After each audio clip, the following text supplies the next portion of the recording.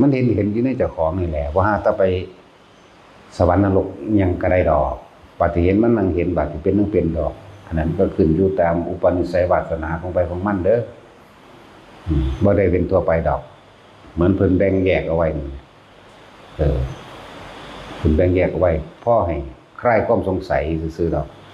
ในคำว่าสุขวิปัสสกะบ่เห็นสวรรค์บ่เห็นนรกนำเขา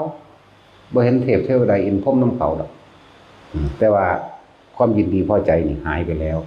บ่มีอารมณ์ที่เข้าไปข้องเกี่ยวกับสิ่งใดอีกแล้วมีบุคคลที่รักเป็นต้นแต่ว่าข้องเกี่ยวกับบุคคลที่รักที่พอใจเป็นต้นความมันอื่นมันก็หายไปเองวิชา3จังซี่รู้อดีตรู้อนาคตแล้วก็รู้อาสวะขาดเนี่ยเบิดความยินดีพอใจอภิญญา5อภิญญา6เนี่ยก็เป็นตัวอาสวะอันเดียวกันอยู่